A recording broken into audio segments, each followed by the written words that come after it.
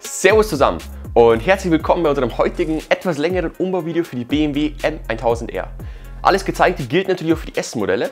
Wir machen das Ganze aber exemplarisch an dieser wunderschönen M-Competition und bauen einmal unser komplettes Sortiment, insgesamt etwas über 30 Teile, von vorne bis hinten komplett rum. Ich werde das Ganze natürlich in Deutsch machen, but also for our English friends, welcome to you. I will keep speaking in Germany, but I will try to have everything visually perfect in the video, so you can really see what is to do and how to mount everything. If you have questions, write us a comment, write us an email, or take the phone and call us, and we will try really to answer and also help you guys. Jetzt wieder weiter auf Deutsch. Als erstes ist hier mal kurz die Inhaltsangabe. Da seht ihr kurz, wann was wo zu finden ist. Sucht euch das raus, was euch interessiert, schaut euch an und dann sehen wir uns gleich wieder im Video. Bis gleich!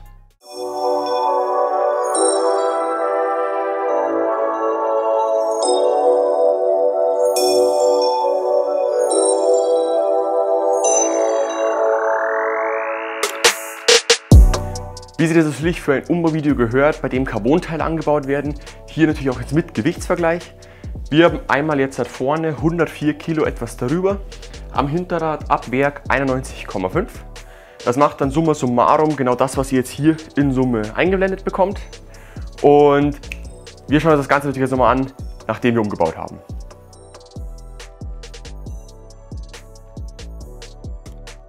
Wie es natürlich gehört, wir fangen vorne an, beim vorderen Kotflügel, den haben wir einmal in dieser wunderschönen Tüte. Und natürlich bei der M darf es nicht fehlen, unsere Wheelcover, die einfach hier unten zusätzlich mit dran gebaut werden können und dem Ganzen nochmal eine ganz andere Optik verleihen. Fangen wir an mit dem Schönsten. Weihnachten kommt immer einmal im Jahr, manchmal auch genau heute. Und wir packen mal aus den vorderen Kotflügel. Das Ganze natürlich hochwertig verpackt im Baumwollbeutel. Sehen wir einmal, die brauchen wir gleich nochmal. Wir verbauen jetzt natürlich den großen Kotflügel mit der Bremsenkühlung, mit dem Gabelschutz. Insgesamt einfach nochmal viel größer als das Original. Wir halten das mal kurz zum Vergleich hin. Ist natürlich kein Vergleich. Die Montage trotzdem super easy. Ihr werdet es gleich sehen. Und wie natürlich angekündigt, dürfen bei der M die Wheelcover nicht fehlen.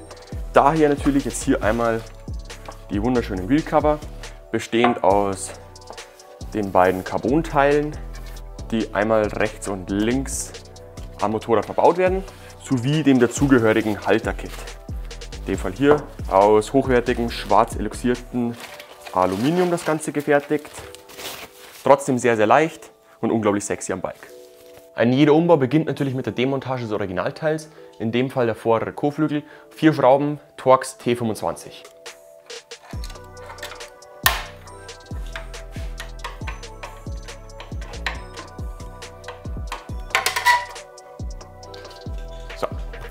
Haben wir einmal den originalen Kotflügel entfernt. Dann können wir jetzt unsere Carbon-Teile anbauen. Wir beginnen jetzt mit dem Wheelcover, einfach weil man jetzt nochmal schöner hinschaut, dann könnt ihr den Halter bei der Montage noch ein bisschen besser anschauen. Ihr könnt aber auch zuerst den Kotflügel anbauen oder nur das eine oder nur das andere, ist im Prinzip völlig egal in welcher Reihenfolge und euch überlassen. Als allererstes müssen wir hier den Wheelcover-Halter auseinanderschrauben. Dafür haben wir hier 5 Schrauben mit einem Dreier-Imbus. Man sieht es eigentlich ganz gut. Die beiden Schrauben und die linke sind die 3x ganz kurze. Die mittlere Schraube ist mittellang und hier, wo es ganz lang ist, haben wir eine ganz lange Schraube. So, jetzt können wir das Ganze auch so auseinandernehmen. Die rechte Seite, also der doppelte Arm mit 2 Gewinden, ist immer vorne. Und ihr könnt jetzt einfach hergehen, den innen hier durchschieben und ihr merkt schon, zack, der rastet direkt in nur einer einzigen Position am Gabelfuß ein. Haltet den ganz entspannt, setzt dann die andere Seite außen auf. Auch hier, der rutscht eigentlich direkt in die richtige Position. So, und dann bauen wir das Ganze schön zusammen und ziehen es einmal fest. Dafür, damit es mal grundsätzlich fix ist, klack, klack. Ihr merkt, hier gibt es auch bereits mit einer Schraube eigentlich nur noch eine Position. So, und dann am besten, wie bei eurem Autoreifen auch, das Ganze einmal über Kreuz überall ansetzen. Einmal alle Schrauben in die Gewinde stecken und dann festziehen. Das Ganze ist ein Klemmprozess. Das bedeutet, ihr müsst wirklich einfach ein paar Mal rundum gehen und werdet sehen, ihr könnt die Schrauben immer noch mal ein bisschen nachziehen. Klack, klack. So, damit ist der Halter schon mal am Motorrad dran. Als nächstes können wir jetzt hier das eigentliche Wheelcover anschrauben. Und dafür haben wir euch natürlich auch 6 kleine Schräubchen mit beigelegt in die Tüte. Und da brauchen wir jetzt entsprechend 3 pro Seite. Alle 6 Schrauben sind exakt gleich lang, gibt keine Verwechslungsmöglichkeit. Einmal die 3 Schrauben rein. Das Wheelcover ist dann in Position und wir können mit dem Koflügel weitermachen.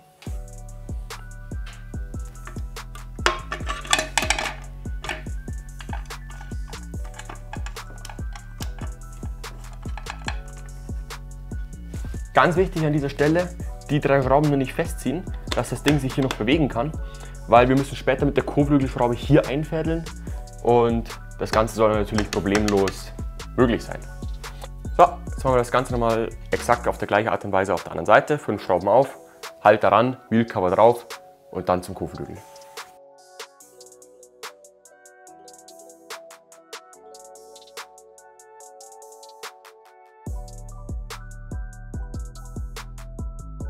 Nachdem wir jetzt die Wheelcover vormontiert haben, bauen wir als nächstes unseren Kotflügel an.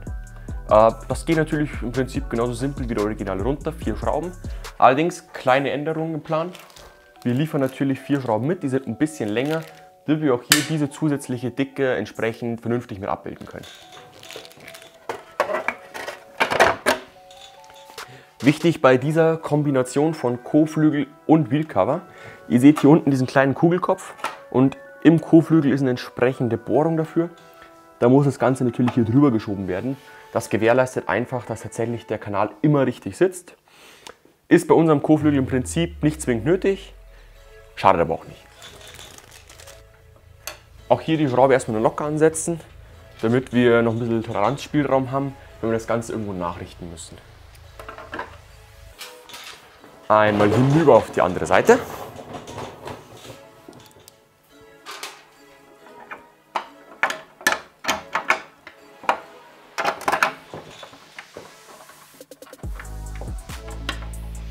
So. Und nachdem wir jetzt alle Schrauben in ihren Gewinden haben, können wir sie nun festschrauben. Erst unten den Wheelcover, danach die 4 Schrauben für den Kotflügel.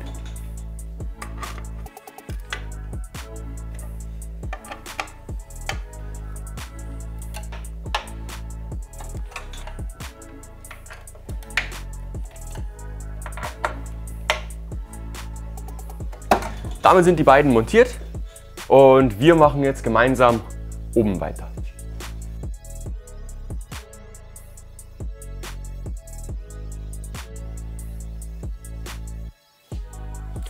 Von unten wandern wir jetzt nach oben einmal rund um das Licht. Hier haben wir rechts und links diese wunderschönen Backen, wie wir so nennen, und natürlich oben auch ein vernünftiges Windschild für die M1000R. Gehen wir wieder zum Auspacktisch. Wir fangen als allererstes an mit den Backen. Das ist super simpel. Mal die linke Seite, sowie hier auch einmal die rechte Seite. Das Ganze natürlich wieder vernünftig, hochwertig im entsprechenden Beutel verpackt. Haben wir hier die beiden Seiten. Und ich nehme es schon mal vorweg, selbstverständlich auch das Windschild. Kommt mit allem, was man für die Montage benötigt. Das bedeutet einmal das Windschild selbst, wie alle unsere Teile in der puren Carbon-Optik, sowie der dazugehörige Halter. Der sieht dann einmal so aus und ermöglicht uns eben das Windschild hier mit drauf zu montieren und natürlich die kleinen Schräubchen, damit das Windschild montiert werden kann. Beginnen wir mit den Backen. Beginnen wir also wieder am Motorrad, indem wir jetzt hier einmal unsere 3 Teile abmontieren. Bei den Backen ist es so super und simpel, wie man sich nur vorstellen kann. Es gibt genau eine Schraube, die von hier oben erreicht werden kann. Das ist mein T ein bisschen grenzwertig von der Länge, aber natürlich ansonsten, wenn ihr mit einer Radschnurverlängerung rangeht, problemlos. Achtung, wenn ihr die Schraube löst, sobald die Schraube raus ist, gibt es eigentlich nichts mehr, was dieses Ding dran hält. Der kann hier euch quasi so nach unten abfallen. Einfach aufpassen, dass es nicht irgendwie runterfällt, wäre schade drum. So, die originale Schraube vor der Backe legen wir jetzt einfach mal kurz unten ab. geht es weiter am Windschild. Auch das wieder mit dem Torx T25. Und natürlich zu guter Letzt die Backe auf der anderen Seite.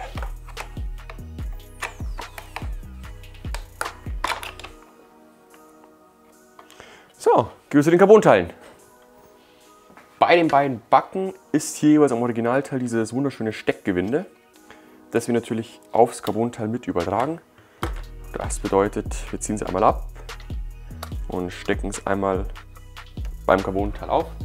Gleiche natürlich auch auf der anderen Seite. Einmal kurz runtergezogen, einmal kurz drauf gesteckt. Schauen, dass die Ausrichtung stimmt. So, und dann sind die beiden Backen schon mal fertig für die Montage. So, wenn wir uns das Tütchen anschauen, sehen wir, wir haben noch mehr Gummis und noch mehr Metallhülsen. Die müssen natürlich auch ins Windschild mit rein. Und wenn wir jetzt die Gummis drin haben, nehmen wir jetzt unsere Metallhülsen und schieben sie wieder rein. In dem Fall flutscht das Ganze wieder wie geschmiert. Falls nicht, mit einem Schmiermittel eurer Wahl ein bisschen nachhelfen. Gut, damit ist alles fertig für die Montage und wir gehen zurück ans Motorrad. Nachdem wir jetzt hier also alles vorbereitet haben, können wir nun final die Carbon-Teile anbringen. Fangen wir an mit der Backe. Da sehen wir, wir haben hier unten so einen Haken, der muss hier eingefädelt werden. Wir haben hier einen Haken, der muss hier so mit drüber gefädelt werden. Das Ganze ist dann hier in dem Gummi vorgespannt und können dann die eine Schraube mit anmontieren. So.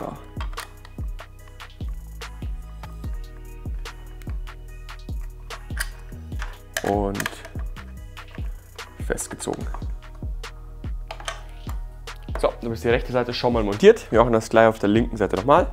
Hier vorne einfädeln, das Ding drückt auf den Gummi, oben Schraube rein. Jetzt nochmal. So, nochmal kurzer Stabilitätstest. Das Ganze ist fix dran. Und wir machen am Windschild weiter. Wir könnten das Windschild jetzt natürlich auch hier direkt auf den originalen Halter drauf machen. Bei der S aber zum Beispiel gibt es den nicht. Und der Carbonhalter ist einfach so viel geiler als das originale Plastik. Darum schrauben wir jetzt hier nochmal 3 Schrauben ab und machen unseren Carbonhalter hin. Wie erwähnt, ein Carbon-Windschild braucht auch einen Carbonhalter. Den ganzen machen wir natürlich jetzt hier mit den originalen 3 Schräubchen wieder rein. Kann man eigentlich nicht viel verkehrt machen. Wir bereiten das Ganze entsprechend vor, gehen ran und fixieren das Ganze. So, und jetzt kann es schon nicht mehr runterfallen.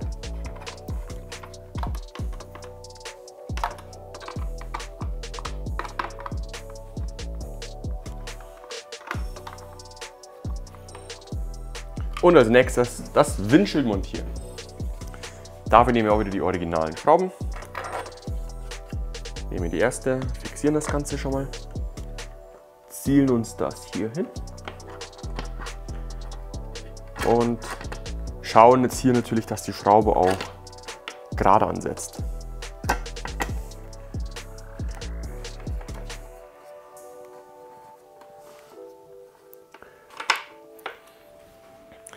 Damit sind wir jetzt mit der Front fertig.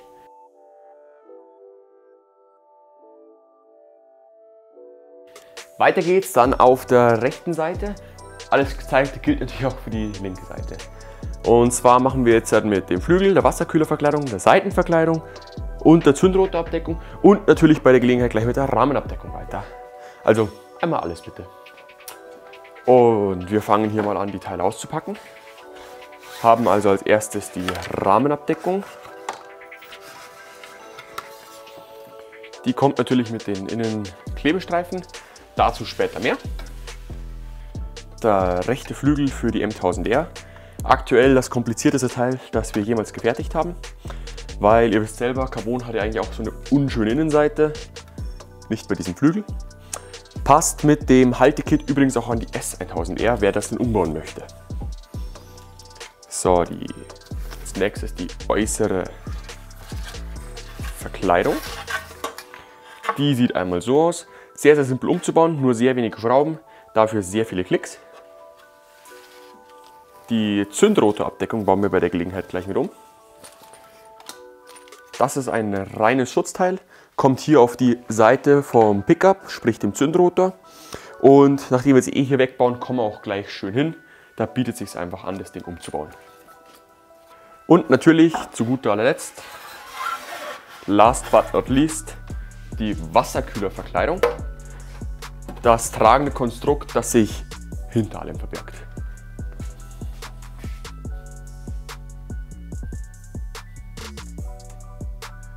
Also fangen wir an, das Ganze hier zu zerlegen. Am besten wir arbeiten uns bei einer Verschalung immer von außen nach innen, heißt in dem Fall Ringlet weg. Das Ganze wieder mit Torx T25.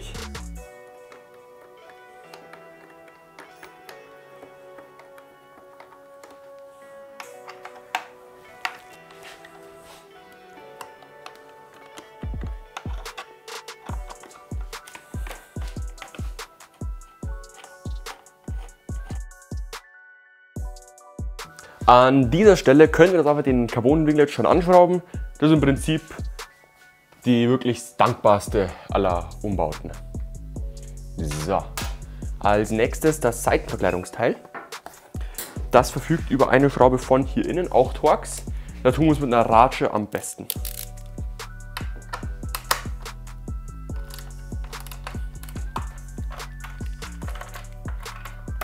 So, damit können wir dann auch hier das Seitenverkleidungsteil schon wegnehmen. Achtung, das Plastik ist jetzt hier so ein bisschen lapprig, dass man nichts bricht. Aber mehr ist es nicht. Klack, klack. So, ist damit schon weg. Das Steckgewinde brauchen wir dann gleich nochmal und ansonsten kann das weg. Jetzt fehlt uns noch die Wasserkühlerverkleidung. Im Prinzip ganz simpel. Einfach alle Schrauben lösen, die jetzt hier irgendwo noch übrig sind. Das sind einmal auf der Innenseite diese beiden Stück.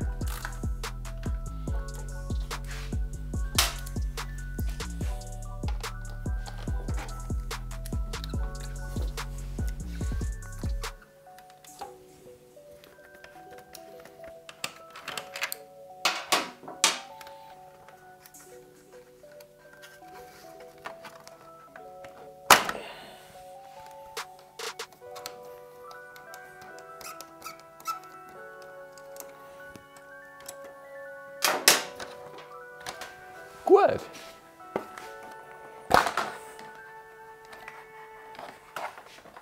Haben wir hier nochmal den Clip. Und damit haben wir jetzt auch hier schon dieses wunderschöne Wasserkühlerverkleidung runtergebaut, Flügel runtergebaut und können jetzt am Prinzip uns schon an die Carbonteile ranmachen. Das allererste aus unserem Konsortium von Teilen, das wir jetzt hier anbauen, ist die Rahmenverkleidung. Dafür muss auf der rechten Seite aber hier noch der Ausgleichsbehälter, diese Schraube weg, damit wir das Ganze quasi hier reinbekommen können. Dafür legen wir die nochmal kurz zur Seite, schnappen uns einen 30er Torx und können dann auch schon diese eine Schraube hier lösen.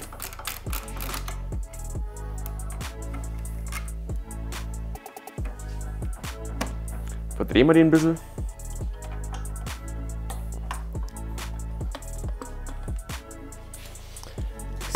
So, der kann hier dranbleiben. Dann kommt jetzt die absolut tollste, schönste und allercoolste Arbeit, die das Universum jemals gesehen hat. Die Dinge abziehen.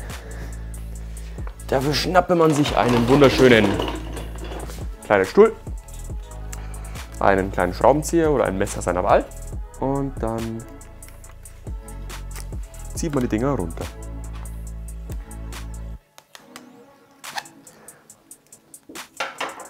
Ging tatsächlich deutlich schneller als gefühlt. So, und bevor wir das Ganze jetzt hier ankleben, schnappen wir uns einen Lappen. So, und bevor wir jetzt halt hier quasi was ankleben, ihr kennt das natürlich, Kleber und Fett mögen sich nicht, noch ein bisschen Bremsenreiniger oder Alkohol oder sonst irgendwas Fettlösendes und putzen das Ganze nochmal. So. Weiterer Vorteil gegenüber Silikon ist, wir haben natürlich hier Flächen, die sind nicht beklebt. Die können sich auch hier problemlos anfassen, damit können wir das Ganze schön halten. So, jetzt machen wir hier nochmal den Ausgleichsbehälter, kippen wir ein bisschen weg.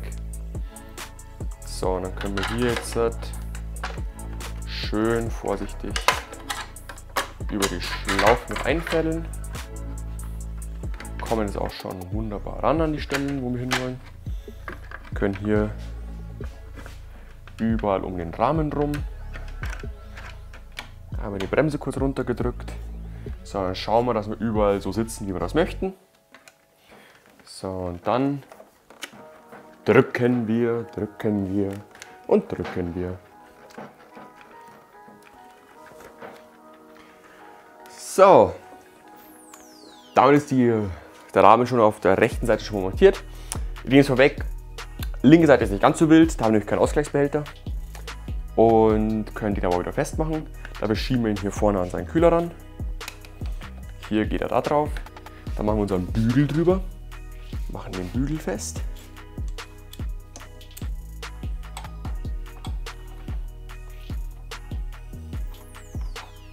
So, und wenn ihr jetzt eine S1000RR, einen M1000R Flügelrand machen wollt, dann braucht ihr eben genau diese Wasserkühlerverkleidung, die Seitenverkleidung und diesen wunderschönen Bügel, an den der Flügel dran geschraubt ist. Und diesen Bügel haben wir natürlich auch als Ersatzteil für die M1000R, wenn irgendwas mal sein sollte, mit im Sortiment. Das heißt, das Ganze einfach mal diesen Bügel noch mitwechseln, auch bei der S. Und schon könnt ihr auch an die SDM-Flügel dran bauen.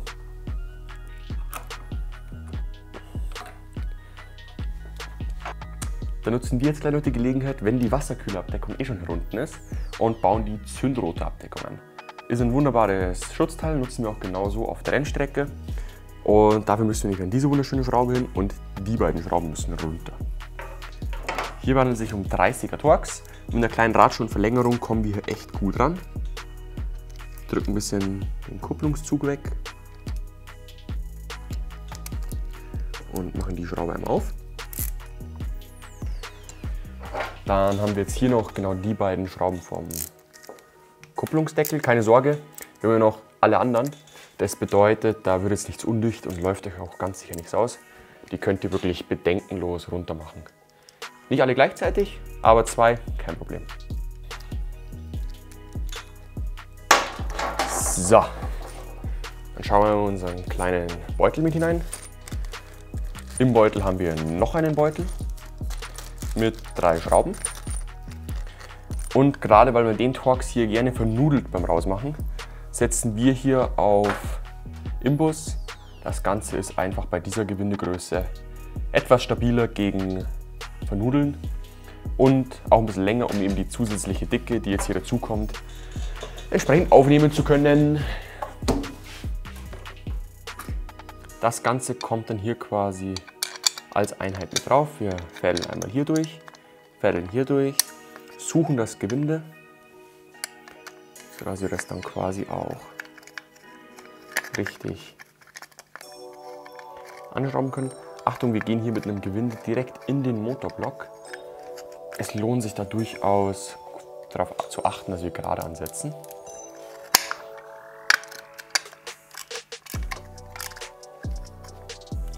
So, auch hier wieder das Ganze noch nicht fest anziehen, sondern einfach noch locker lassen, dass wir hier noch ein bisschen Bewegungsspielraum haben.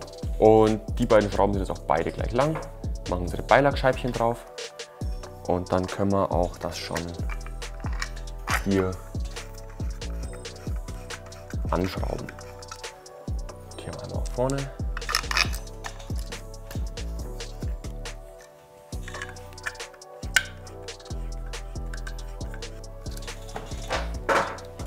Das Ganze ziehen wir dann jetzt noch nach Herstellerangaben vom Drehmoment alles schön auf dem Handgelenk fest.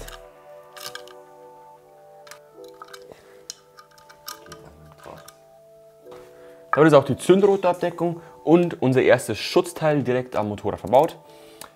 Wir verbauen jetzt hier alles andere, was wir abgebaut haben, und dann machen wir natürlich noch die restlichen Motornägel. Also nachdem unser angeschlagener Kameramann jetzt hier auch noch am Essen ist, haben wir gesagt, wir fangen jetzt erstmal mit der Seitenverkleidung an. Das geht ein bisschen schneller. Das heißt, wir nehmen unser originales Plastikteilchen und holen uns unser Steckgewinde. Das können wir hier auch wunderbar mit der Hand ohne weitere Hilfsmittel abziehen. Wir können das an gleicher Stelle hier am Carbonteil wieder anschrauben. Wir haben hier so eine schöne Nase ausgeschnitten, das heißt, es macht wirklich klack, klack. Und dran ist es. So, als nächstes nehmen wir uns hier die Wasserkühlerabdeckung zu Herzen. Original ist das so ein lustiges zweiteiliges Ding. Wir haben gesagt, das kann man auch wunderbar aus einem Teil machen. Das bedeutet, die beiden Gewinde hier können wir beieinander lassen, die interessieren uns nicht. Wir benötigen aber die ganzen Gummimuffen und die ganzen Clips überall. Das bedeutet, wir drehen es einmal um und können es dann entsprechend hier rausdrücken. Klack, klack oder so rum. Oh, das geht noch besser. Wichtig ist, macht das bitte nicht mit einer Zange, nur die Dinger nicht verbiegt, weil die sollen ja beim neuen Teil auch noch halten. So, dann haben wir hier nochmal so ein schönes Ding. Für die, wo man nicht rankommt, kann man sich auch einen kleinen Schraubenzieher zur Hilfe nehmen. Da kommt man hier wunderbar ran, zack. So, und ihr kennt es ja bereits vom Windschild. Das bedeutet, wir müssen jetzt hier noch die ganzen Gummidinger wegmachen. Klapp. Klack. Und klack. Oh, kurz ein kleiner spickender Blick aufs Teil. Der zeigt uns, auch das ist bei uns alles einteilig gelöst und nicht hier mit 5 Teilen. Und den haben wir hier nicht, den können wir auch am Originalteil lassen. Gut, das bedeutet, damit können wir die originalen, was sind das, 3 Teile beieinander lassen und zur Seite legen. Jetzt bauen wir das Ganze wieder am Carbon-Teil zusammen. Das bedeutet, ich fange mit den 3 Gummis an. Die haben hier ihre 3 großen Löcher.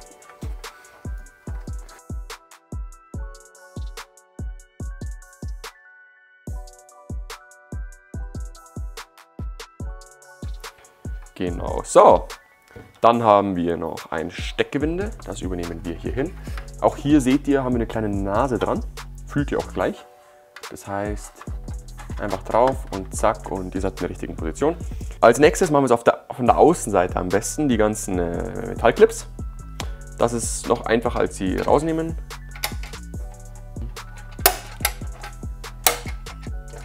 So, dem aufmerksamen Beobachter ist aufgefallen, 1, 2 sind hier relativ leicht reingegangen.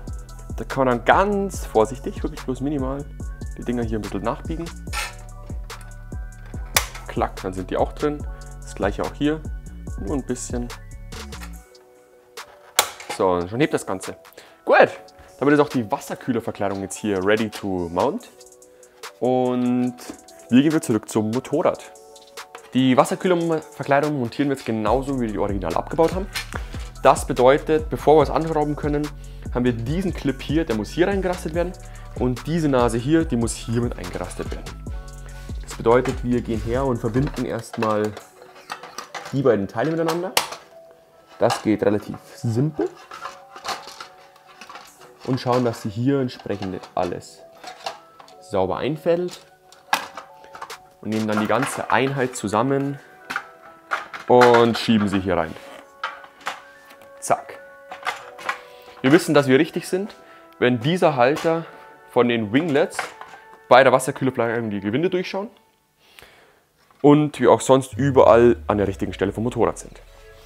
Als nächstes schnappen wir uns die 3 Schrauben mit dem dicken Bund. Die sind alle identisch und können die durch die Gummis durchschieben. Dann schieben wir das Ding einmal durch und schrauben es an das dafür vorgesehene Gewinde ein. Quiek, quiek, quiek, quiek. Hier können wir nicht viel falsch machen. Ihr merkt sofort, zack, Anschlag, wenn eben genau dieser Bund dahinter anstößt. Und haben trotzdem hier noch entsprechend die schwingungsdämpfende Eigenschaft des Gummis und eine entsprechende Möglichkeit zur Montage. Dann haben wir noch einen hier unten.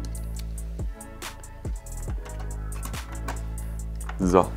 Als nächstes könnte man jetzt vielleicht noch dieses Ding hier wieder anbauen. Aber wir verbauen natürlich unseren geilen Motorspoiler. Und da muss der sowieso weg. Das bedeutet, den legen wir auch zur Seite, werden wir nicht mehr benötigen. Weil wir bauen hier entsprechend unseren kompletten Motorspoiler den nächsten Schritt an. Weiter bei der Wasserkühlerverkleidung. Wir gehen hoch und machen jetzt hier vorne weiter bei der inneren Seite. Da haben wir einmal die lange Schraube nach hinten, sowie die mit dem kurzen Bund für hier unten. Die ist dann für die Seitenverkleidung. Bei der Gelegenheit prüfen wir nochmal hier, dass wir die beiden Teile richtig zusammengesteckt haben und hier einen entsprechenden sauberen Verlauf der Kante haben.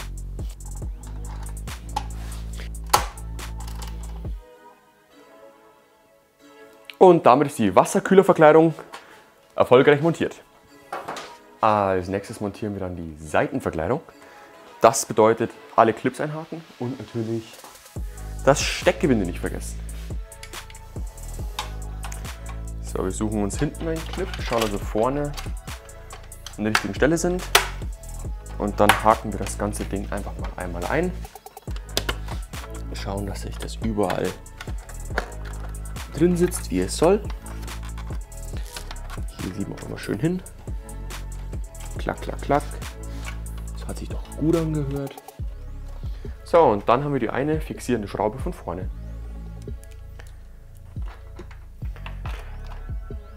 Die blenden wir aus, gell? Gut! Damit ist es auch die Seitenverkleidung am Motorrad und last but not least können wir jetzt das Ganze abschließen mit dem Winglet. Natürlich bei uns noch die Carbon-Variante und Montage ist genauso simpel wie die Originale. Wir nehmen die 3 Schrauben, 25er Torx und Schraube ist fest. Ich fange jetzt einfach mal hier hinten an, dass es vernünftig hinkommt.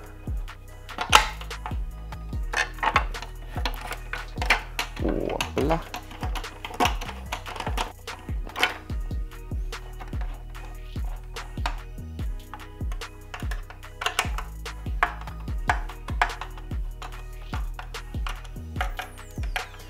Ziehen wir das Ganze noch mal vernünftig fest.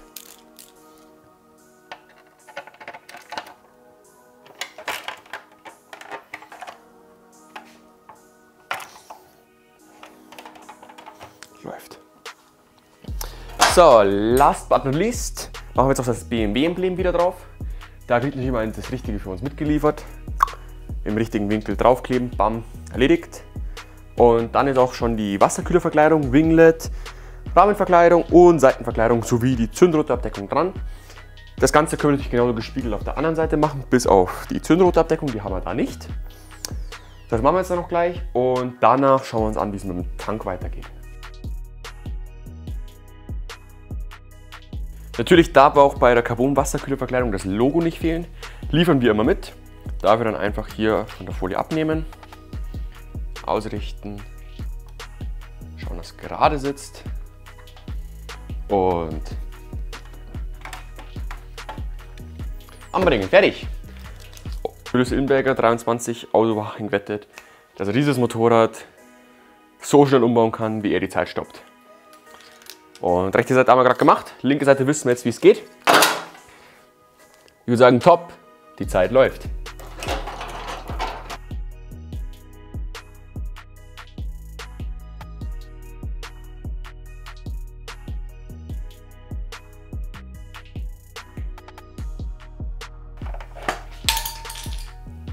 Ja, ist nicht scharf, aber man erkennt es. 1956, 8,3.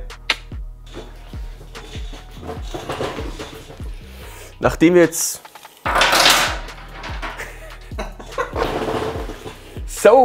nachdem wir jetzt auch die linke Seite in Rekordzeit montiert haben, machen wir uns nun die ganzen Motordeckel. Natürlich auch die Ritzelabdeckung, Lichtmaschine, Wasserpumpe und Kabelabdeckung, sodass ihr hier wirklich die komplette Motorseite in Carbon rein. Komm mal nah ran an die Vollverkleidung, komm mal nah ran. So, wir fangen mal an mit dem Auspacken. Machen wir jetzt alles direkt hier. Wir haben die Ritzelabdeckung, eine Schraube, 2 Pins. Problem ist nur, dass wir hier mit ran müssen. Wir haben die Lichtmaschinenabdeckung. Da haben wir insgesamt 4 Schrauben, die wir hier wegnehmen müssen. Wir haben die Wasserpumpenabdeckung. Das ist dann dieser kleine Schutz. Und natürlich, auch auf der linken Seite nicht zu vergessen, eigentlich fast schon das wichtigste Teil, weil das Original in diesem wunderschönen Plastik ausgestattet ist, Kabelbaum. Auch wieder sehr, sehr simpel zu demontieren. So, am einfachsten beginnen wir jetzt bei dem Gesamtumbau hier, indem wir den Schalthebel hier aus der Weg räumen. Das macht es uns einfach einfacher bei der Kabelbaumabdeckung, weil die auch so gehen würde. Und ja, gut, fürs Ritzel müssen wir es sowieso wegmachen. Am einfachsten ist es, wenn wir unten wegschrauben und das Ding hochklappen. Erstens brauchen wir hier in der Verstellung nicht rummachen und zweitens hängt hier alles am Kabel dran. Dann bringen wir da am wenigsten Zug drauf.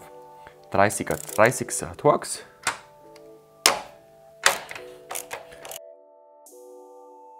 So, das Ganze bleibt dann am besten zusammen. Wir nehmen einen Schlüssel. So, damit ist das Ding mal effektiv verräumt. Eine Schraube.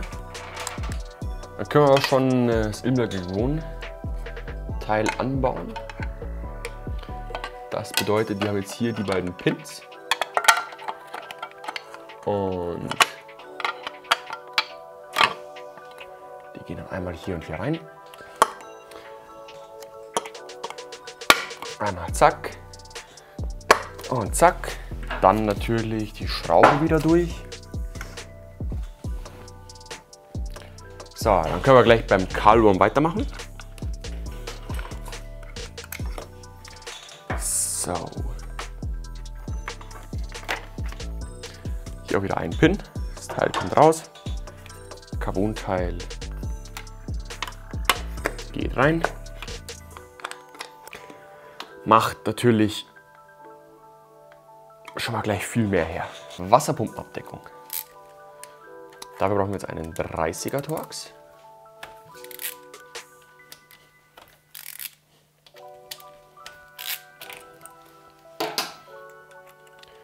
Keine Sorge, die Dichtung hebt das. Nur, also es wird jetzt nicht undicht, aber auch nicht zu sehr dran rütteln oder ziehen, sonst kann es undicht werden.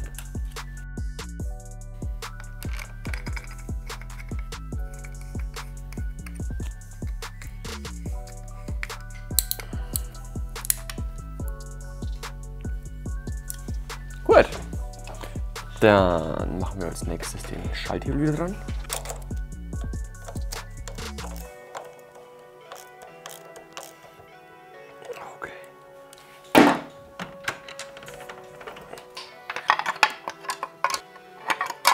Wir haben jetzt die Schraube, die Schraube, die Schraube, die Schraube, die und die.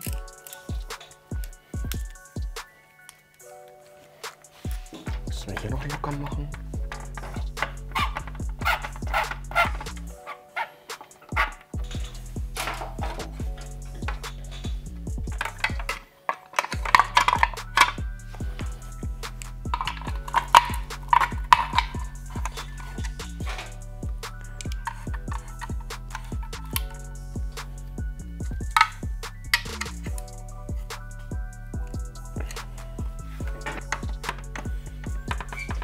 Gut, dann drehen wir jetzt einmal das Motorrad, machen wir noch die Kupplung und dann können wir auch schon oben am Tank weitermachen.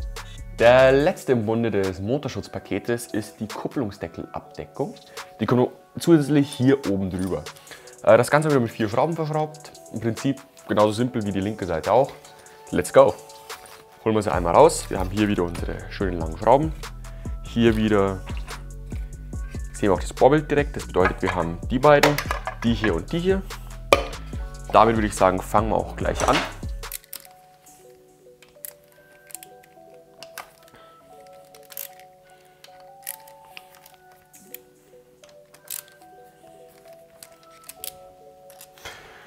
Gut, dann haben wir wieder unsere 4 verlängerten Schrauben. Die Tüte in der Tüte.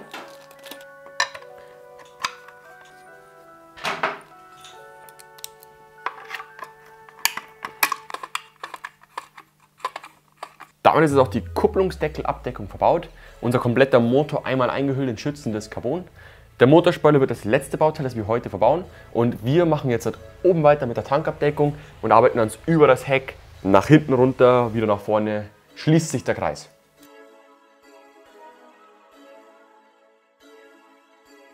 Nachdem wir jetzt rund um den Motor soweit fertig sind, machen wir jetzt eine Stufe weiter oben weiter. Das bedeutet, wir haben die rechte, linke und mittlere Tankverkleidung und wir wechseln natürlich jetzt gleich in diesem Schwung alle 3. Dafür machen wir als allererstes den Sitz. Eine Schraube, Torx T25 zentral in der Mitte. Können wir den kleinen, aber feinen, süßen Sitz hier wegnehmen. Nachdem wir den Sitz runter gemacht haben, kommen wir hier in die ganzen benötigten Schrauben weg. Wir arbeiten wieder von vorne nach hinten durch, bedeutet erstmal zur mittleren Tankverkleidung. Dafür haben wir hier jeweils eine Schraube auf dem Tank, rechts und links.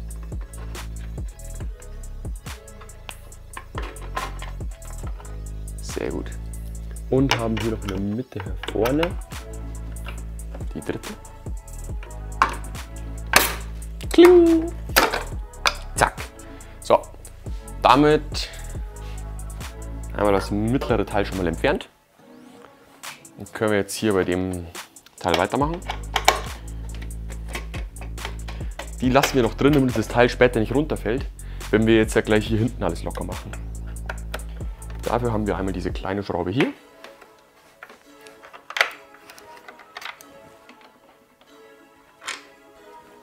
So, und dann zu guter Letzt noch hier vorne. So, dann können wir hier Schrauben alle hier rüberlegen. Hinten ausgehakt. Das Teil vorsichtig nach vorne. Dann haben wir hier nochmal so einen Widerhaken. Nach vorne rausziehen. Dann noch die Tankverkleidung erstmal herunter. Führen das Ganze mal auf der anderen Seite. Und dann nutzen wir die Gelegenheit und machen gleich beim Heck weiter. So, und jetzt ganz wichtig für die Tankverkleidung. Ihr seht schon, hier noch dieser Pin. Den müsst ihr nach unten drücken. Und dann kommt dieses Ding ganz automatisch raus. Dann können wir den nehmen und einfach nach vorne wegnehmen. Und dann haben wir auch die andere Seite vom Motorrad entfernt. Dann nutzen wir die Gelegenheit und mauern gleich das Heck noch mit auseinander. Dafür brauchen wir als allererstes den Schlüssel und müssen entweder eure Abdeckung oder in diesem Fall den wunderschönen Sozius-Sitz einmal per Schlüssel, klack, ausrasten und entfernen. Und dann können wir im Prinzip damit fortfahren, alles, was ihr sehen könnt, zu entfernen. Und zwar, wir fangen einmal an mit den Schrauben, die wir hier von unten kommen.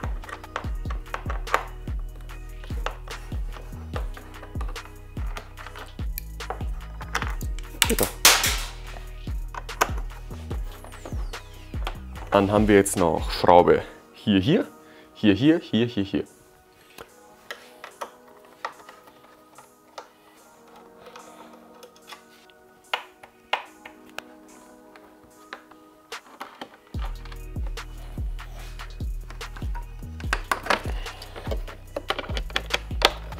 So, nachdem wir auch die beiden Schrauben hier und hier rausgeschraubt haben, können wir auch schon dieses Plastikteil so entfernen. Wichtig, wir haben die Clips hier vorne und müssen es dann nach hinten rausziehen. Und auch hier ganz wichtig, ich zeige es mal auf der anderen Seite, wir müssen es quasi einmal so noch hier rüber ziehen. Das ist ein bisschen tricky. Also quasi vorne nach vorne, dann so seitlich und dann das ganze Ding nach hinten rausnehmen. Jetzt haben wir hier noch zwei Schrauben, die müssen weg, die kleinen. Und irgendwie nur so 3 Gewindegänge. Werden wir nie wieder brauchen. So, dann haben wir jetzt hier neue Schrauben freigelegt, nämlich 4 Stück. 1, 2, 3 und 4. Die wollen wir auch alle lösen.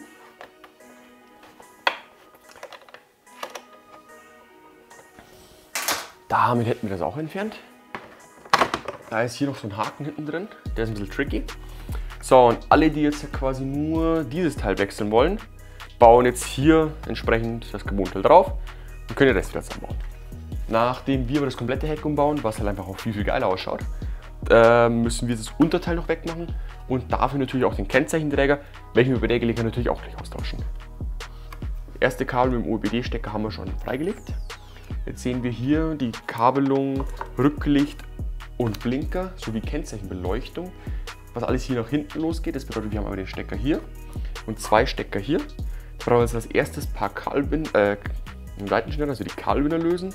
Müssen dann mit dem kleinen Schraubenzieher die Stecker lösen, dass wir dann quasi den Kennzeichenträger von unten lose schrauben können und wegnehmen können. Ja, dann können wir noch das Unterteil wechseln und dann können wir zusammenbauen. Gesagt, getan. Machen wir als erstes mal die ganzen Kabel weg. Achtung, hier ganz vorsichtig, dass ihr nicht wirklich nur die Kabelbinder durchschneidet und nicht aus Versehen die Kabel auch gleich mit. Können wir den Stecker hier auch schon rausnehmen. So, haben wir die erste Seite, machen wir das gleiche hier auf der Seite auch noch. Können wir hier mal lösen.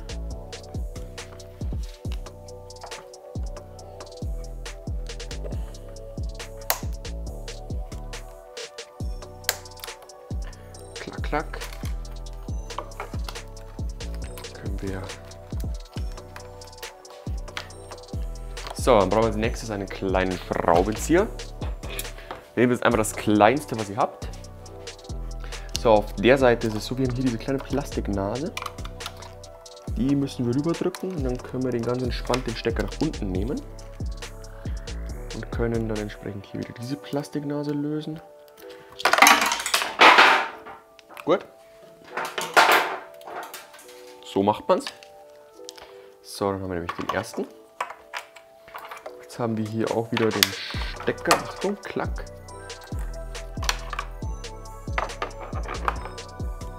Dann können wir den Stecker hier lösen. Die Halterung machen wir gleich wieder hin, dann vergessen wir sie nicht.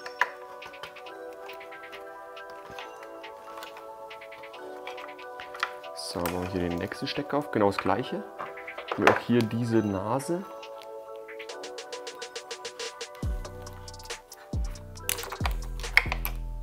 So wie hier diese Nase.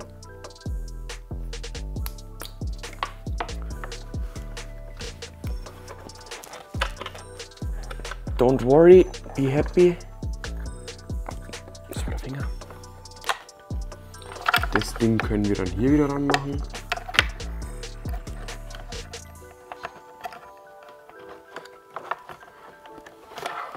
So, sieht gut aus. So, dann brauchen wir nochmal unseren 20er Torx.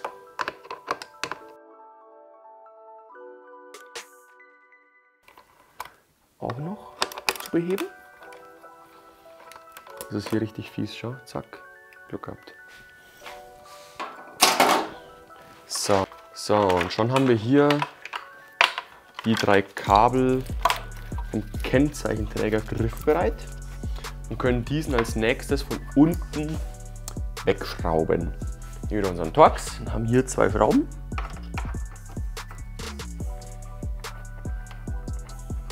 Gerade bei der zweiten lohnt es sich, mit der Hand darunter zu gehen, sodass jetzt einfach der Kennzeichenträger euch nicht entgegenkommt. Darum ist auch jetzt hier wichtig, die Kabel vorher zu machen. So, jetzt kommt das Plastikteil auch gleich mit runter. Jetzt haben wir hier die ganzen Kabel. Die müssen wir jetzt einmal hier vorsichtig mit durchfällen. So, dann ziehen wir jetzt hier Kabel durch.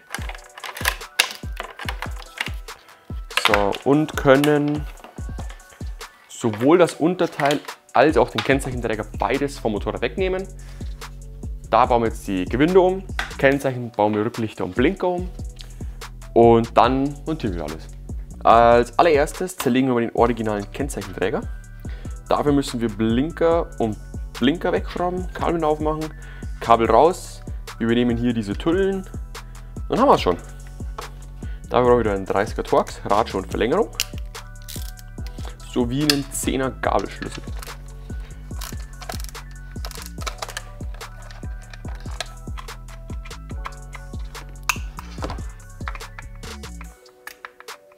Hier wieder Achtung, dass ihr wirklich nur den Kabelbinder und nicht auch das Kabel durchtrennt, sonst wird es teurer als nötig.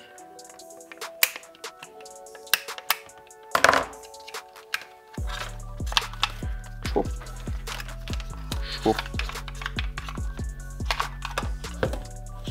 Der geht raus.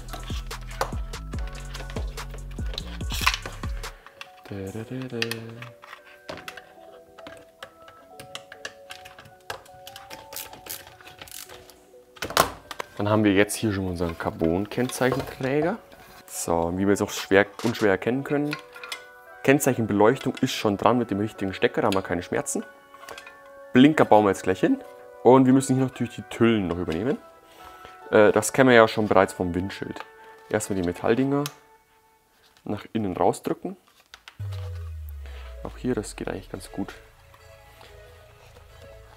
So, und dann kann auch der originale Kennzeichenträger erstmal zur Seite gelegt werden.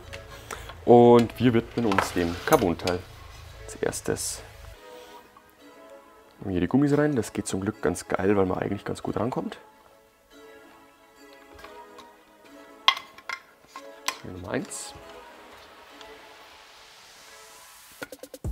So. Gummitülle wieder von innen. Nummer 1. Und hier ist Metallbuchse Nummer 2. Klack, klack. So, und jetzt Blinker. Wichtig, wir legen am besten einmal mit Fahrtrichtung vor uns hin. Nehmen den Blinker, wo links drauf steht, LI, links hinten. Und schieben den gleich mal auf der linken Seite durch. Dann wissen wir ganz sicher, dass wir keine Verwechslung haben. Dann gibt es auch später keine unschöne Überraschung. Das ganze Ding nehmen wir jetzt 90 senkrecht, drehen es 90 Grad. Und dadurch ist der dann auch schon drin. Das ist eigentlich ein sehr geiler Verschluss.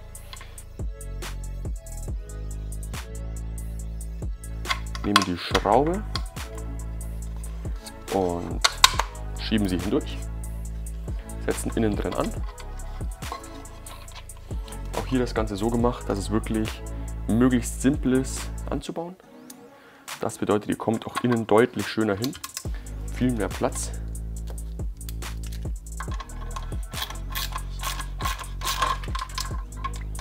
Und könnt den Kennzeichenträger dann fix anziehen.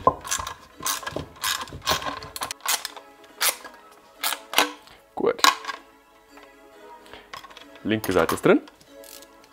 Das gleiche nochmal für die rechte Seite. Schieben erst das Kabel durch. Und nehmen den, drehen ihn 90 Grad nach hinten.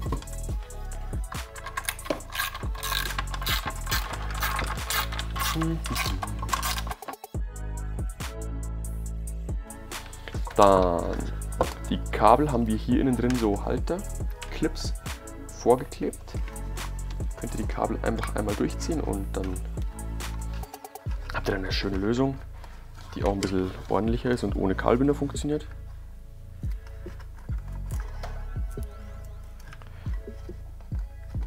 So, Kabel ist drin. Klack, klack, klack. So, dann führen wir die Kabel hier wieder durch. Das ist einmal die Kennzeichenbeleuchtung und die beiden Blinker.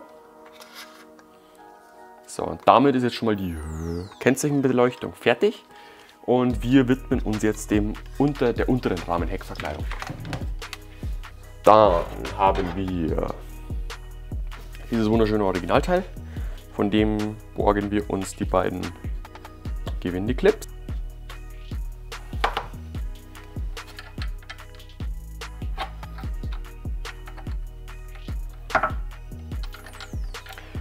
Dann ist das Ganze auch schon ready anzubauen.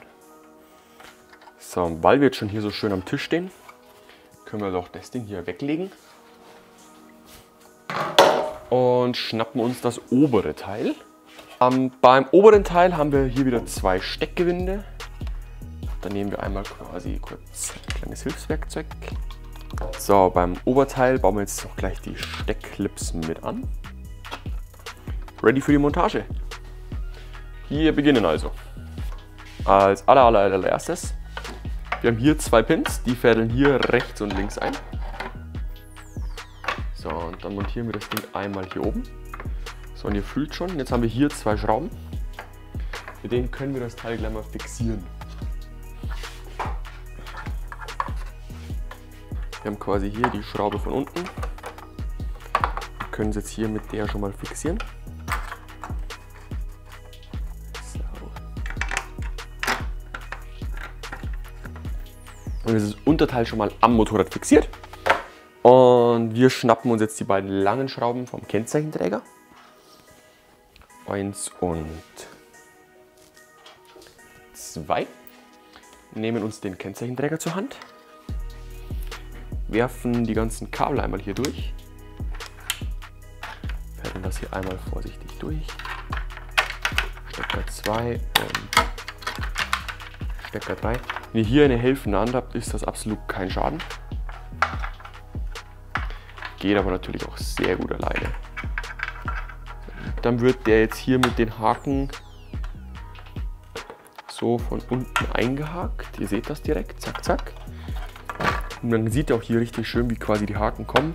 Das heißt, ihr habt auch sofort ein 100%iges Feedback, ob ihr gute Arbeit geleistet habt. Und könnt dann entsprechend, wenn der hier schön eingeklemmt ist, die Schrauben den ganzen Kennzeichenträger nochmal fixieren. So, damit auch der Kennzeichenträger fix montiert. Ziehen die Schraube nochmal nach. Haben wir als nächstes den ganzen Kabelsalat. So, links haben wir gesagt, geht natürlich auf die linke Seite. Die Kennzeichenbeleuchtung auch und rechts separieren wir gleich mal nach rechts herüber. Den rechten schieben wir mal rüber. So, jetzt können wir die Kabel entweder wieder so wie sie vorher waren hier unten durchlaufen lassen oder, falls ihr mal schnell an den Kennzeichenträger müsst, einfach daneben laufen lassen. So, dann haben wir hier natürlich die beiden Kabel. Die gehen natürlich wieder so wie es war unter diesen Halter mit rein. Dann kommt hier noch der Stecker mit dazu.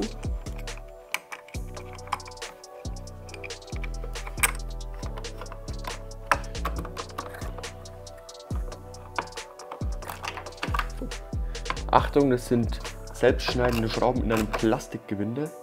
Ihr merkt sofort, wenn ihr durch seid. So, dann gehen die Kabel hier wieder rüber. Dann können wir den Stecker wieder einstecken. So, und können jetzt die ganzen Kabel verbinden. So, wir sehen sofort, das sind die, die vom Motorrad kommen. Man sieht auch, hier gibt es im Prinzip nur eine Möglichkeit, wie man das Ganze verbinden kann. So. Wir nehmen als allererstes die Kennzeichenbeleuchtung. Ihr seht auch hier von der Nase her, gibt es auch hier nur eine Richtung. Diese Nase muss hier rein. Das bedeutet, das Ding wird so rum verbaut. Kann dann auch sofort, Achtung, dass es keinen Kabelsalat gibt, so rum hier verbaut werden. Der Widerhaken muss nach oben schauen. Und ihr könnt das Ganze von unten, zack, einrasten lassen. So, dann habe ich hier nochmal die beiden Kabel. Auch hier wieder diese Nase muss hier sichtbar sein. Auch hier, zack, der Blinker kommt hier rein. Das Ganze nehmen wir unseren Clip nochmal raus. In unseren Clip fixieren. Schauen, dass das alles schön beieinander ist. Und stecken den dann hier wieder mit drauf. Zack. So, dann das Ganze auf der anderen Seite. Hier ist es ein bisschen einfach. Wir haben nur einen Clip und nur ein Kabel. Das bedeutet auch hier, wir schauen, dass wir richtig rum sind. Nase auf Loch. Stecken das Ganze wieder auf unseren Clip. Und dann als Einheit, so, dann können wir hier das Kabel wieder schön verlegen. Ja. Jetzt da ist er. So, hier drüben brauchen wir noch ein paar Kabelbinder. Und dann müssen wir das Ganze hier nochmal mit Kabelbindern fixieren. Und schon haben wir hier einmal das volle Ergebnis. Unterteil ist dran, Kennzeichenträger ist dran. Jetzt bauen wir noch das Oberteil wieder drauf. Sozio-Sitzabdeckung drauf. Sitz drauf. Tankverkleidung drauf. Sitz drauf. So, Oberteil. Das ist jetzt tatsächlich der unschönste Teil vom gesamten Umbau. Nämlich diesen wunderschönen Haken. Und Plastikhaken sind, wie soll man sagen, geduldig. Carbon ist hier relativ steif. Vorteil ist, wenn ihr es einmal beieinander habt, dann ist es beieinander. Das bedeutet, wir gehen jetzt hier wirklich her. Das ist ein bisschen so ein unangenehmer Move. Aber ihr hört sofort, das ist schön, ihr habt ein direktes Feedback, wenn ihr erfolgreich wart. Oberteil aus Carbon, einteilig, keine 3 mehr. Das macht die Montage ein bisschen einfacher. Wir haben nur noch hier die 3 Schrauben und die beiden Schrauben. Und ja, das war's ja schon.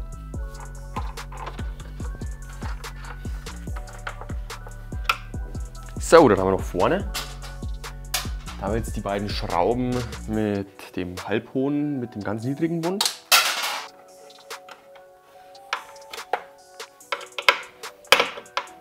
So, ist auch zu guter Letzt die Sozio-Sitzabdeckung drauf oder der Sitz, je nachdem wie ihr fahren wollt. Und das war's mit dem Heck. Schlüssel. Zu guter Letzt noch der Sozio-Sitz. Dann noch einen kleinen Funktionscheck.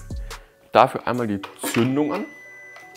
So, Rücklichter gehen schon mal, das ist immer gut. Schau, ob die Bremse geht, das ist auch sehr gut. Blinker links, Blinker rechts. Gut, alles richtig angeschlossen. Das bedeutet, das Heck ist erfolgreich verbaut. Weiter nach vorne. Frage natürlich, warum sollte man die originale Carbonverkleidung tauschen? Naja, wir haben die komplett geschlossene Variante.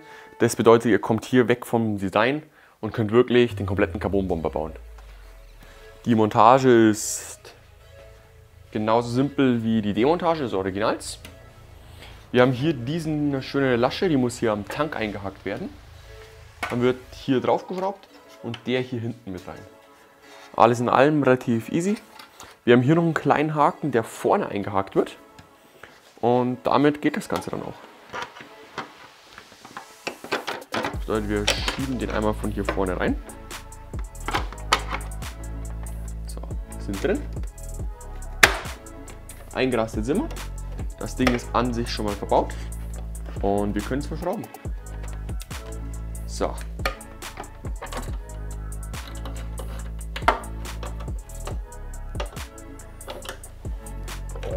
Gut. Auch hier haben wir jetzt wieder die zwei Haken. Der, wo hier eingehängt wird. Der wird hier eingehängt. Ja, und der natürlich hier hinten. Das bedeutet, wir nehmen wieder die Tankverkleidung. Schauen, dass wir überall an die richtigen Stellen einhaken. Ihr merkt noch sofort, dass es relativ stramm rangeht. Ziehen ganz hinter. Schauen, dass wir hier einrasten. Perfekt. Und machen die Schrauben rein.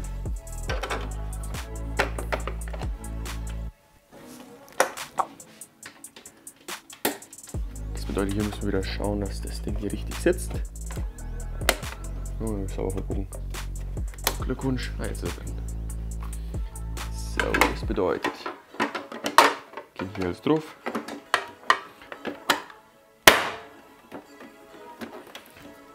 Haben wir den sanft drauf. Hier in diesen Gummi hinein.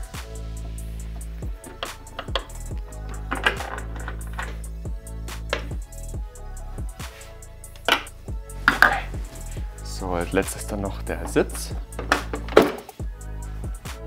Und auch hier sind wir wieder ready to go.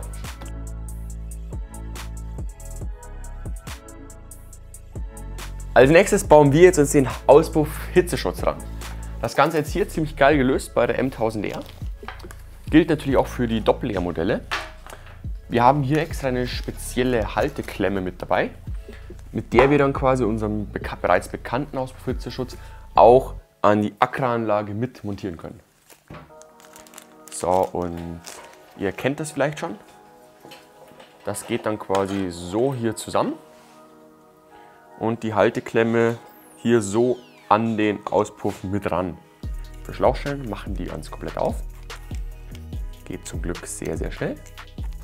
Das ist hier, haben wir gerade bei denen, wo so spät zusammenlaufen, hier gibt es verschiedene Modelle. Bei denen hier super simpel, bei den anderen aber auch im Prinzip nichts anderes. Wir haben hier nur mehr Platz. So, wer jetzt sagt, das Einfädeln, boah, echt ekelhaft, möchte ich nicht machen. Der kann natürlich auch den Endschalldämpfer einmal kurz lose machen, runterziehen und das ganze Ding von hinten aufschieben. Geht genauso. Mir persönlich ist das Aufmachen von der Klemme aber lieber. 3 Schrauben und auch 3 so geklemmte Steckmuttern. Die machen wir jetzt einfach mal alle schnell drauf. 1, 2 und die dritte natürlich hier unten. Haben dann auch wieder unseren Dreiermus und können das Carbonteil entsprechend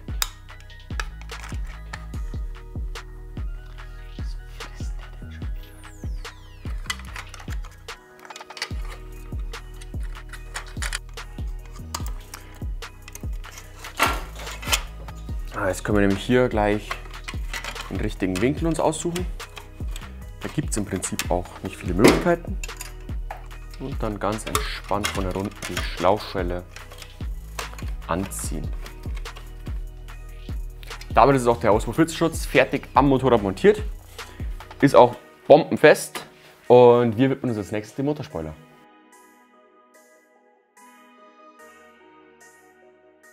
Es ist Zeit für den Motorspoiler.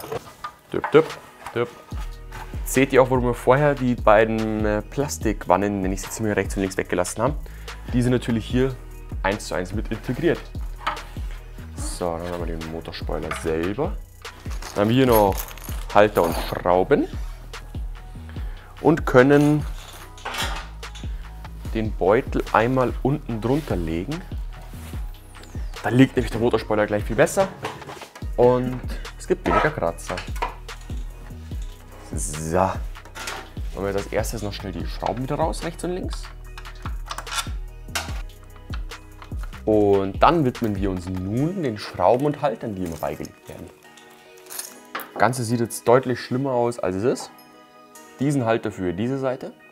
Und ihr merkt auch hier, der passt von der reinen Fräsung her nur in einer Position. Das Ganze natürlich hier mit dieser wunderschönen Schraube. Gut, dann haben wir hier ein Steckgewinde mit drauf, dass das alles sauber passt. Und machen auf die andere Seite den anderen Halter. So, auf der anderen Seite haben wir jetzt hier eine richtig große Schraube. Und wir sehen auch hier wieder, da ist eine Kante etwas schief. Die muss natürlich exakt zum Motor hier mit eingelassen werden. Das bedeutet, wir setzen das Ganze hier so an. Können die Schraube sogar mit der Hand vorsichtig andrehen. Dann mit dem entsprechenden Werkzeug den Halter montieren. Nachdem der Halter jetzt hier auch mit dran ist, noch das Steckgewinde drauf. Und dann sind wir eigentlich schon ready to go, um den Motorspoiler selber montieren zu können. Wichtig ist jetzt hier noch, die Wasserkühlerverkleidung hat hier noch eine wunderschöne Schraube mit drin. Die muss natürlich auch noch rechts und links jeweils raus. Das Geräusch von blühendem Leben. Ja, so muss das klingen. So, und jetzt haben wir hier ein paar wunderschöne Schrauben. Die gehören entsprechend hier so mit drauf, dass die auch mit reinpassen. Wir haben die hier für hinten und auch die langen jeweils. Da haben wir Schraube, Beilackscheibe und Verzeihung, ich demonstriere es hier mal. Quasi hier noch so eine Hülse. Oder das immer so als Kombination. Schraube, Beilackscheibe, Hülse. Sieht dann Ganze so aus, machen wir 4-mal. Die beiden sind für die neu angeschraubten Halter hinten. Die Originalen mit dickem Bund bleiben übrig. Und der Motorspoiler ist verbaut. Fangen wir mal an. Für diesen Schritt, wenn man jemanden hat mit zweites Paar Hände, kann helfen, weil dann kann man sich ja wirklich darauf konzentrieren, die Schrauben alleine anzuschrauben. Ich habe es nicht, müssen wir es alleine machen. Geht auch zu zweit. Wenn man jemanden hat, geht es ein bisschen schöner. Dann schauen wir auch, dass wir hier vorne überall sauber entsprechend einrasten. So, und dann könnt ihr jetzt im Prinzip anfangen, wo ihr möchtet. Ich fange mal gerne hier oben an, weil da komme ich einfach gut hin. Dann nehmen wir die kurze Schraube für hinten.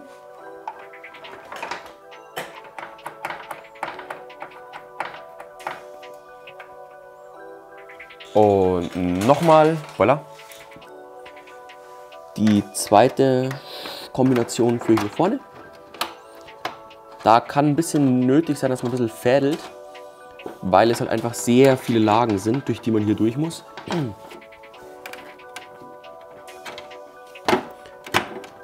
So, jetzt halt.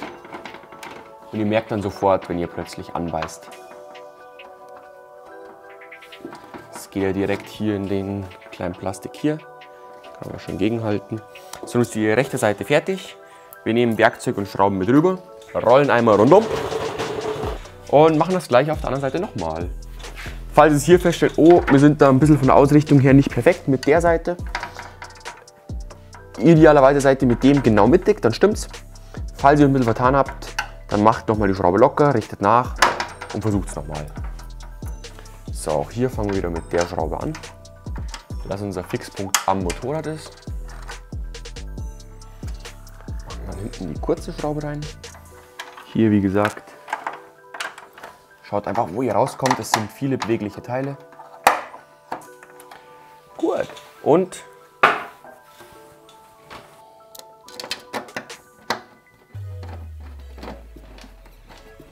gut.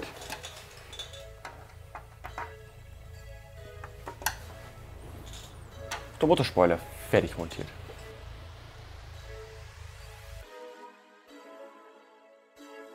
Schwingenschoner. Einmal rechts und einmal links. Das Motorrad steht jetzt auf dem Seitenständer, weil die Bobbins hier hinten weg müssen. Und ich würde sagen, wir packen ihn erstmal hier wunderbar aus. Wunderbar glänzt es hier. Drauf machen im Prinzip super simpel, genau wie der Rahmenschoner innen drin, die VHB-Tapes von 3M. Dafür müssen wir die Schwingenschoner rechts und links so freilegen. Das bedeutet auf der rechten Seite Endschalldämpfer weg, Fußraste weg und falls verbaut natürlich hier Ständeraufnahme weg. In dem Fall sehr, sehr simpel. Wir brauchen einen 40er Torx und hier müssen wir nochmal schauen. Wir haben natürlich jetzt hier den Halter zusätzlich mit dran gemacht. Falls ihr den Auspuff-Hitzeschutz dran habt, müsst ihr den nochmal locker machen. Falls nicht, naja, habt ihr auch nichts im Weg. Ich beginne jetzt als erstes mit unserem Hitzeschutz. Das bedeutet einmal kurz hier die Schlauchstelle so weit lösen, dass ich den so weit drehen kann, dass ich eben jetzt hier an die Endschalldämpferklemme von Accra rankomme. Können wir das ganze Ding mitdrehen. So, hier ist locker. Dann machen wir hier noch die Schraube locker. Das Ganze geht jetzt hier mit dem 40er Torx. So. Das einmal ablegen. So, und das war es dann im Prinzip auch schon. So, damit ist der Endschalldämpfer schon mal runtergebaut. Geht sehr, sehr simpel. Dann Kupferpaste und noch nichts eingebrannt. Erster Schritt geschafft. So, dann als nächstes nehme ich unseren Hitzeschutz. Wir haben es vorher gesagt, beim Auspuff-Hitzeschutz, theoretisch, ihr könnt ihn noch einfach fest durchschrauben und dann hier, wenn ihr den Endschalldämpfer herunter habt, drüber schrauben oder eben am Motorrad direkt. Wir haben es vorher am direkten Motorrad gemacht. Jetzt seht ihr nochmal die alternative Möglichkeit. Im Prinzip, viele Wege führen nach Rom und ganz, ganz viele euer Teil ans Motorrad. Dann müssen wir als nächstes noch die Fußrastenanlage wegschrauben. Die ist hier auch schon soweit locker. 2 Schrauben, wieder Torx T40. Lockern, dass wir sie eben wegnehmen können. In dem Fall müssen wir jetzt noch unseren Ständeraufnahme wegmachen. Kommt danach natürlich wieder dran, aber so geht es jetzt besser. Dann, als nächstes putzen wir jetzt nochmal ganz kurz die Schwinge. Nehmen auch hier nochmal letzte Kupferpaste, alles weg, dass natürlich der Kleber sauber anhaften kann. So, nachdem die jetzt geputzt ist, unsere Lieblingsfleißaufgabe. Das Ganze soll einmal so aussehen und kann dann jetzt auch im nächsten Schritt montiert werden. So, dann müssen wir jetzt hier quasi einmal vorsichtig an dem Auspuff vorbei. Das geht aber, ist ein bisschen gefädelt. So, jetzt sind wir hier in der richtigen Position. Das Ganze an. Ihr kennt das auch von eurer GoPro. Je fester ihr drückt, desto fester hebt das Ganze. Das heißt, hier auch gerne gegenhalten und drücken. Ganz wichtig natürlich, wenn ihr jetzt hier Vollgas drückt, haltet mit der anderen Hand ein bisschen dagegen, damit ihr das Motorrad aus Versehen umwerft. Schwingenschoner ist dran. Bauen wir jetzt wieder alles andere dazu. Wir fangen natürlich hinten an mit der Ständeraufnahme. Das bedeutet einmal durchgezogen. Hitzeschutz drüber.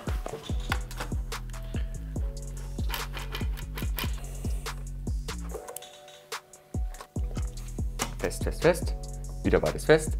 Damit ist jetzt die rechte Seite montiert. Wir drehen das Bike und machen die linke Seite. Auf rechts folgt links, in dem Fall die Schwinge. Und natürlich auf die linke Seite haben wir entsprechende Schwingenschoner. Gleiche Prinzip, wir haben unsere schönen Klebeflächen, müssen erstmal die Schwinge an der Stelle frei machen. Links sogar noch ein bisschen geiler, weil wir keinen Auspuff haben. Das heißt, da kommen wir sogar überall sehr, sehr, sehr gut hin. So, jetzt legen wir das ganze hübsche Ding mal da vorne ab. Wir fangen wieder hinten schnell an bei unserem Ständeraufnahmen-Bobbin. So. Dann noch die Fußrastenanlage. Auch hier wieder eine viel zu gute Radschnurverlängerung. Links, so, kann man sie komplett wegnehmen. So, und jetzt, wie euch vielleicht auffällt, haben wir hier noch, die ist relativ lange nach vorne, die wirklich die komplette Schwinge abdeckt, wie sich das auch ordentlich gehört. Das heißt, wir müssen hier noch dieses Plastikdingens rausnehmen und wir rutschen hier unten rein. Das heißt, den müssen wir auch aufmachen. Dann kann man diese Plastikschräubchen hier super simpel einfach entfernen. Auch das da ist auch. No. So, jetzt können wir es mal ganz kurz testen, dass wir hier quasi auch schon locker genug sind, dass wir unten reinkommen. Man kann es hier reinbewegen.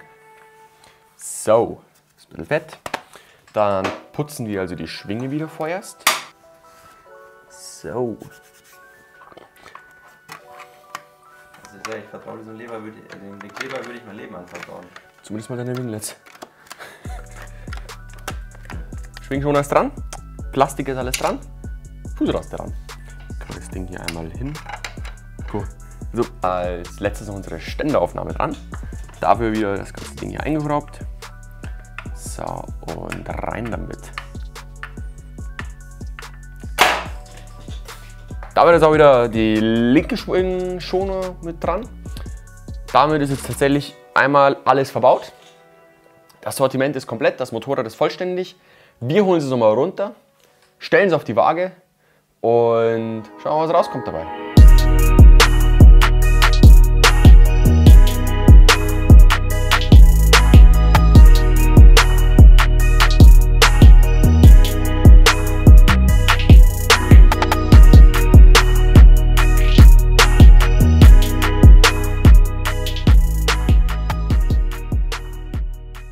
So, damit ist es vollbracht. Der Umbau ist fertig.